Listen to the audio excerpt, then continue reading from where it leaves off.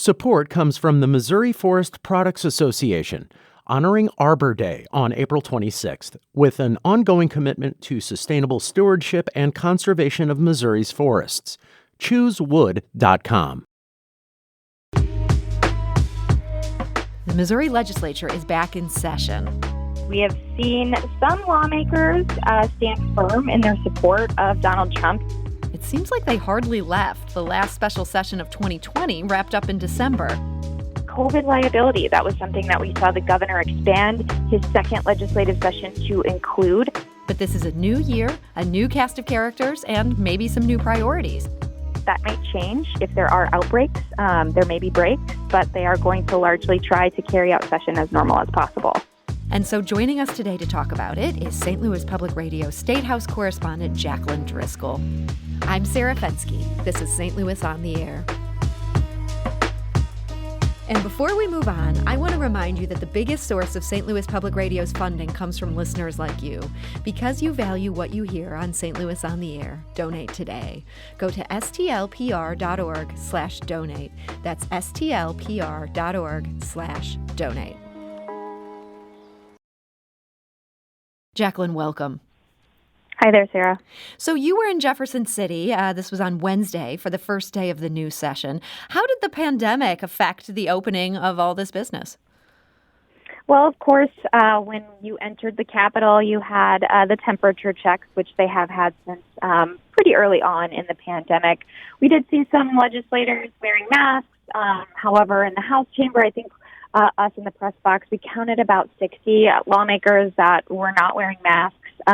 How they were sworn in was a bit different. Instead of just having everyone on the floor and in the upper galleries and chambers, they did swear lawmakers in groups. So freshmen got sworn in at a different time than the second, the other group of lawmakers. But other than that, it was pretty similar to what I've seen in other legislative sessions. People were still hugging and shaking hands and all that jazz, so it wasn't too different. Wow. That seems like just a blast from the past, people hugging and shaking hands. I can't remember the last time I've done that, but they're going about their business in Jefferson City. They intend to do this largely in person? This won't be a Zoom session, I take it? Oh, certainly. The new Speaker of the House, Rob Vescovo, he's a Republican from Arnold.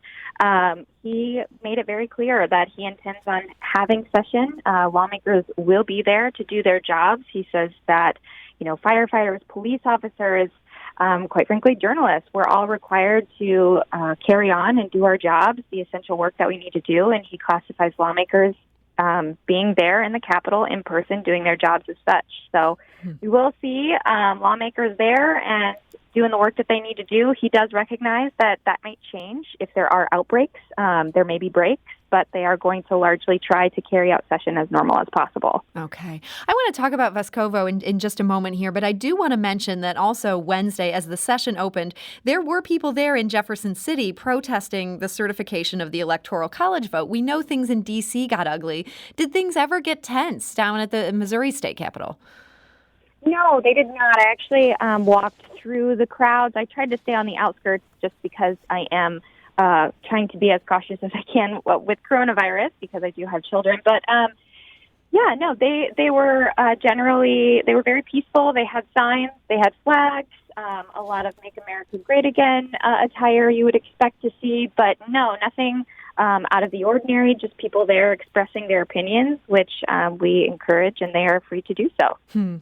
So Rob Vescovo, he is the new Speaker of the House. What do we know about his background?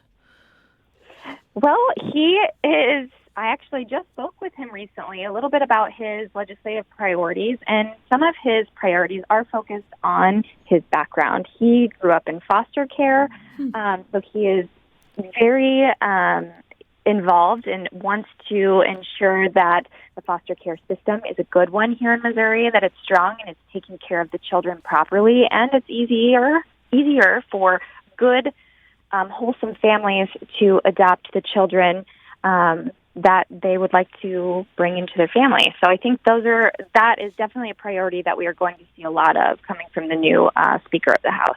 Well, that sounds like a great priority. We do want to mention we have reached out to Representative Vescovo. We're seeking an interview with him on this show. It'll be interesting to learn more about him. Beyond that issue of foster care, what do you see as some of the big priorities for this session? Well, we cannot forget about COVID, even though some of us would like to, just because the clock struck midnight. That is still going to be a huge issue within the legislative session, not just the day-to-day activities and how we're allowing people to testify in committees, which both chambers are trying to ensure that people have the opportunity to do it virtually this session. But COVID liability, that was something that we saw the governor expand his second legislative session to include. I think it became something that was a bit more than he bargained for. It was going to be a little bit more controversial than he initially thought. So he did walk that back, but we will see lawmakers address that in this legislative session. And Jaclyn, that's to protect businesses from being sued for not having enough COVID protections, or if there's an outbreak within a company. Is that the idea? Right. It's to essentially protect businesses, corporations, as well as healthcare institutions, schools, to make sure that they are not being the victim of frivolous lawsuits, is primarily how the Republican Party is explaining what they would like to see done in that regard. Okay. As for other priorities, the budget is obviously very important every year with the coronavirus effects. Not doing great things for the economy, that is going to be important. And obviously, voters approved Medicaid expansion, so that will be a big topic of conversation as well. We heard from a number of listeners this morning who, frankly, would like to see Missouri lawmakers take action against Senator Hawley or do something to punish people who helped incite what happened in D.C. on Wednesday. Seems very unlikely we're going to see the Missouri legislature take on any of that. I understand there's also a proposal to name part of I-55 the Donald Trump Highway. Do you see any success at that? That is very hard to predict, but we have seen some lawmakers stand firm in their support of Donald Trump, even leaning into the conspiracy theories that Antifa was behind the attacks, even though we saw blatantly in front of our eyes that this was pro-Trump extremists. I am not sure what the legislature will do. I anticipate that some may still want to have those discussions, but I do not anticipate there is going to be broad enough support for it. Well, St. Louis Public Radio Statehouse reporter Jaclyn Driscoll, I know there's going to be a lot more happening in this session, and we're going to count on you to keep us informed about it. So thank you for giving us just a short preview here today. Thanks, Sarah. And before we take a quick break, we want to hear a little bit more from you. Yesterday, we asked you for your thoughts about Wednesday's events at the Capitol. We shared a few after our conversation with former Senator Claire McCaskill yesterday. And today, we wanted to share a few more. Hi, this is Don Crozier in O'Fallon, Missouri. The Biden Justice Department needs to act quickly and decisively against both the perpetrators of this coup and the massive security failure at the Capitol. I'm sure there are a great many members of the security force that did their jobs, but it is obvious that many did not. This is Marion Miller. After I heard Donald Trump make comments in his speech, I assumed there would be violence. I didn't understand the extent to which that would happen until I saw people scaling the walls and breaking the glass in doors and windows. It was appalling and traumatic. And to add insult to injury, we have Senator Hawley voting against electors in another state. This is Elnora Hatcher calling from Trenton, Missouri. My reaction to the insurrection at the U.S. Capitol is Trump should be immediately removed from office. We need to use 25 to get him out. This is Eric Friedman. I live in University City. I'm focused on, and have just written my religious community, asking them to take this opportunity, as Churchill has suggested. Don't pass up a good crisis and use it wisely. Or, as Saul Alinsky would do, the father of community organizing. This is a great opportunity for us to organize and reorganize our community and our country on the values and democratic institutions that we hold so dear. My name is Viola Spitzer. I have heard a lot of people, both in the media and politicians, as well as other community leaders, saying things along the lines of this is not the true America, or this is not who America is, or this is not who we are as Americans. And I want to say that I think that sentiment is useless and cowardly and false. It is demonstrably who we are, or it would not be happening, and it is a denial of our complicated, violent, racist history to say that we are otherwise. My name is Kim Barrington, and I live in St. Louis.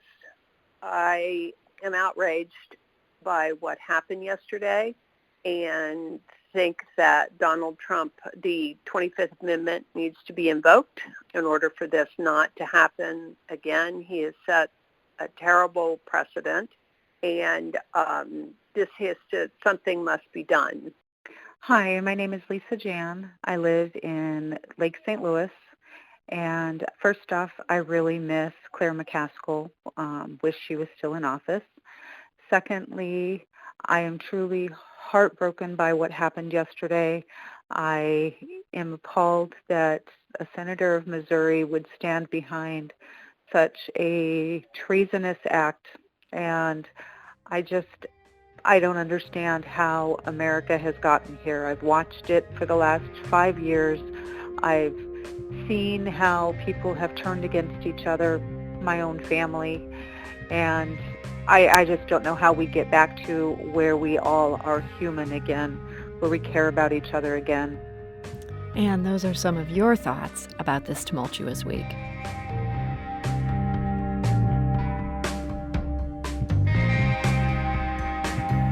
This is St. Louis on the Air on St. Louis Public Radio, 90.7 KWMU.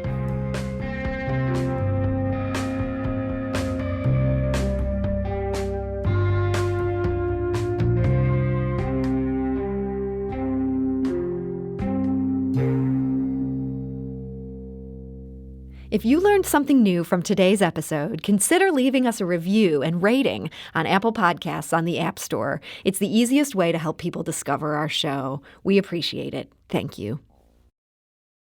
Support comes from the Missouri Forest Products Association, honoring Arbor Day on April 26th, with an ongoing commitment to sustainable stewardship and conservation of Missouri's forests. ChooseWood.com.